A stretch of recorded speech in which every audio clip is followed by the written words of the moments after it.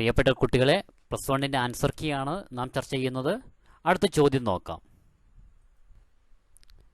സാലിമുൻ ഫി ഹുദൂഇഹി വസബരിഹി, സാലിം ശാന്തതയിലും ക്ഷമയിലുമാണ്. വഹുവ യുഹാവിലു തഗയ്യിറ തിബാഇഹ, അവൻ അവളുടെ പ്രകൃതി മാറ്റിയെടുക്കാൻ ശ്രമിച്ചുകൊണ്ടിരിക്കുകയാണ്, അവരുടെ സ്വഭാവം മാറ്റിയെടുക്കാൻ ശ്രമിച്ചുകൊണ്ടിരിക്കുകയാണ്. ഇതുമായി ബന്ധപ്പെട്ട ചോദ്യങ്ങൾക്കാണ് ഉത്തരം എഴുതേണ്ടത്. മൻ ഖാലത്ത് ഹാദിൽ ഇബാറ, ഈ ഇബാറത്ത് പറഞ്ഞതാരാണ്? ഉമ്മു സാലിമാണ് ഈ ഇബാറത്ത് പറഞ്ഞത്. ആരാണ് പറഞ്ഞത്? ഉമ്മു സാലിം. മിൻ അയ്യ ഖിസ്സത്തിൻ ഹാദിൽ ഇബാറ, ഈ ഇബാറത്ത് ഏത് ഖിസ്സയിൽ നിന്നുള്ളതാണ്? ഔഹനുൽ ബുയൂത്ത് എന്ന ഖിസ്സയിൽ നിന്നുള്ളതാണ് അല്ലേ? ഔഹനുൽ ബുയൂത്ത് എന്ന ഖിസ്സയിൽ നിന്നുള്ളതാണ്. മത്താ ഖാലത്ത് ഹാദിൽ ഇബാറ, ഈ ഇബാറത്ത് എപ്പോഴാണ് പറഞ്ഞത്? എപ്പോഴാണ് പറഞ്ഞത്?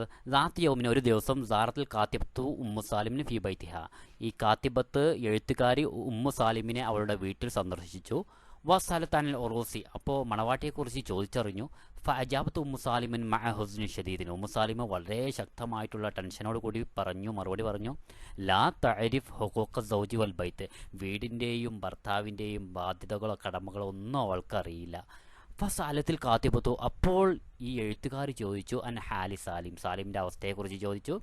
ഫക്കാലത്ത് ഉമ്മു സാലിം ഹാക്കഥ, അപ്പോഴാണ് ഉമ്മു സാലിം ഇത് പറഞ്ഞത്. അവൻ നല്ല ക്ഷമയുള്ള കുട്ടിയാണ്, ക്ഷമയിലും ശാന്തതയിലുമാണ്, അവളെ മാറ്റിയെടുക്കാൻ ശ്രമിച്ചു കൊണ്ടിരിക്കുകയാണെന്ന് അല്ലേ? ഈ ചോദ്യം നമ്മൾ പഠിച്ച കാര്യം തന്നെയാണ്, ഇത് വീണ്ടും വീണ്ടും പറയുന്നില്ല. എക്സാമിന് എന്തായാലും ചോദിക്കുമെന്ന് പറഞ്ഞ ചോദ്യമാണ് അല്ലേ?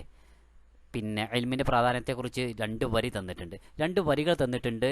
ഇതിൻ്റെ കേന്ദ്രാശയം കണ്ടെത്താനാണ്, അല്ലെങ്കിൽ ഇൽമിൻ്റെ പ്രാധാന്യത്തെക്കുറിച്ച് എഴുതാനാണ് ചോദ്യം വന്നിട്ടുള്ളത്. അപ്പോൾ തല്ലമു ഫൽ ഇൽമു മിഫ്താഹുല ലം യബ്ഖി ബാബൻ ലിസ്സഅദത്തി മുഗ്ലഖ, ഇതാണ് ആ പദ്യം, സത്ർ വരികൾ ഇതാണ്.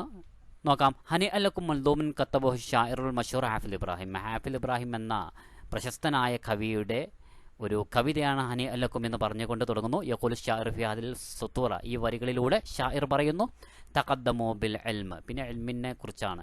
നിങ്ങൾ ഇൽമ പഠിക്കുക, ഇൽമ കൊണ്ട് മുന്നേറുക.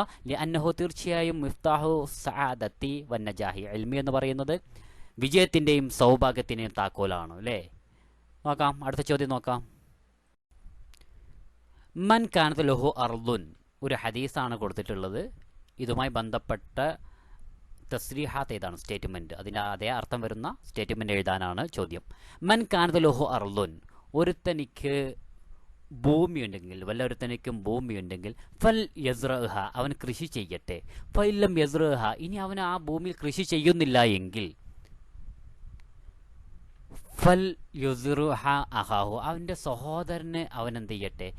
ഈ ഭൂമി കൃഷി ചെയ്യാൻ കൊടുക്കട്ടെ എന്നാണ് ഇതിൻ്റെ ആശയം. നോക്കാം, ഇതിൻ്റെ ഉത്തരം ഏതാണ്?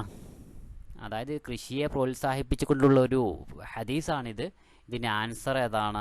നഹൻ നബി സല്ലല്ലാഹു അലൈഹി വസല്ലം അൻ തർക്കിൽ അർളി ഖാലിയത്തൻ മിനൽ ഇസ്തിഖ്ദാമി, അല്ലേ? ഭൂമി ഇങ്ങനെ ഒഴിച്ച് കാലിയായി ഇടലിനെ തൊട്ട് നബി സല്ലല്ലാഹു അലൈഹി വസല്ലം വിരോധിച്ചു. എന്തെങ്കിലും കൃഷി ചെയ്യാൻ വേണ്ടിയിട്ട് റസൂലുള്ളാഹി സ്വല്ലല്ലാഹു അലൈഹി വസല്ലം പ്രോത്സാഹിപ്പിച്ചു.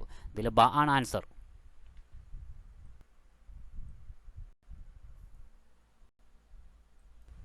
അടുത്ത ചോദ്യം, ഖിയമൽ ഇൻസാനിയ, മാനുഷിക മൂല്യങ്ങളും മവാരിദ് ത്വബഈയ, പ്രകൃതി വിഭവങ്ങളും വേർതിരിച്ച് എഴുതാനാണ്. അമാനത്ത് എന്ന് പറയുന്നത് ഏതാണ്? അമാനത്ത്, വിശ്വസ്തത, ഇത് മാനുഷിക മൂല്യമാണ്. അന്നഹർ, പുഴ എന്നുള്ളത് മവാരിദ് ത്വബഈയാണ്, പ്രകൃതി വിഭവമാണ് അല്ലേ? അഷാത്ത് എന്ന് പറയുന്നത് പ്രകൃതിയുമായി ബന്ധപ്പെട്ടതാണ്, ആട്. അസിദ്ഖ്, സത്യസന്ധത എന്ന് പറയുന്നത് ഒരു മാനുഷിക മൂല്യമാണ്, അൽ ഖിയമൽ ഇൻസാനിയയാണ്.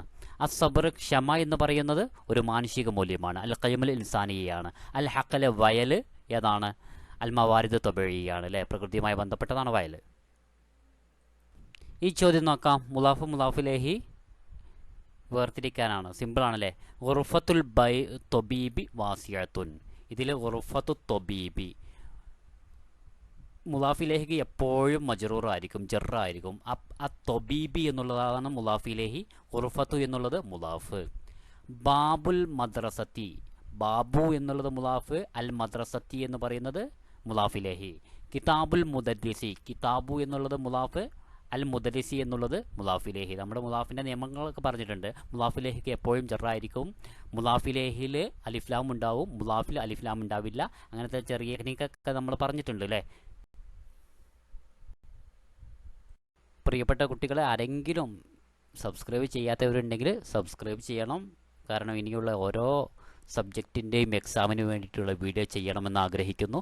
നോക്കാം, അടുത്തത് ഒരു ട്രാൻസ്ലേഷനാണ്. അറബി തന്നിട്ടുണ്ട്, അതിൻ്റെ ട്രാൻസ്ലേഷൻ. ഉസ്രത്തി സഈദത്തുൻ, my family is very happy. എൻ്റെ ഫാമിലി, എൻ്റെ കുടുംബം വളരെ സന്തോഷവാനാണ്. ലി അഖവാനി വഖ്തുൻ, I have 2 brothers and a sisters. എനിക്ക് 2 സഹോദരന്മാരും ഒരു സഹോദരിയുമുണ്ട്. My father is a farmer, എൻ്റെ പിതാവ് ഒരു കർഷകനാണ്. അബി മുസാരിയോൻ. വ ഉമ്മി റബ്ബത്തുൽ ബൈത്ത്, എൻ്റെ ഉമ്മ വീട്ടമ്മയാണ്, അല്ലേ, ഹൗസ് വൈഫാണ്. My mother is a home maker. അന അദ്റുസു ജയ്യിദൻ, I am study well, I study well, ഞാൻ നന്നായി പഠിക്കുന്നു. ഉഹിബ്ബു ഉസ്രതി, ഐ ലവ് മൈ ഫാമിലി, ഞാൻ എൻ്റെ കുടുംബത്തെ ഇഷ്ടപ്പെടുന്നു. അടുത്ത ചോദ്യം ഈജാബിയും സൽബിയും. നമ്മൾ പറഞ്ഞിരുന്നു, വളരെ ഇമ്പോർട്ടൻ്റ് ആണ്, എക്സാമിന് എന്തായാലും ചോദിക്കുന്നു പറഞ്ഞൊരു ചോദ്യമാണ്. പോസിറ്റീവും നെഗറ്റീവും നോക്കാം. തഖ്സീനു മിയാഹിൽ മത്തർ, മഴവെള്ളം ശേഖരിക്കുക എന്നുള്ളത് ഈജാബിയാണ്, പോസിറ്റീവാണ്. റമ്യുൽ ഫുദലാത്തി വന്നളിയാത്തി ഫിൽ അൻഹാരി വൽ ബർക്ക്, പുഴകളിലും നദികളിലൊക്കെ മാലിന്യങ്ങൾ നിക്ഷേപിക്കുക എന്നുള്ളത് അസൽബിയ, നെഗറ്റീവാണ്. അത്തശ്ജീർ, വനവൽക്കരണം, ഗർസുൻ നബാത്താത്ത്, ചെടികൾ നടുക എന്നുള്ളത് പോസിറ്റീവാണ്.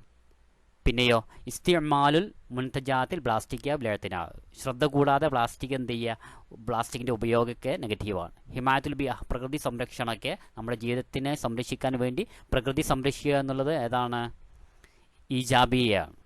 ഇത്രയേ ഉള്ളൂ അല്ലേ.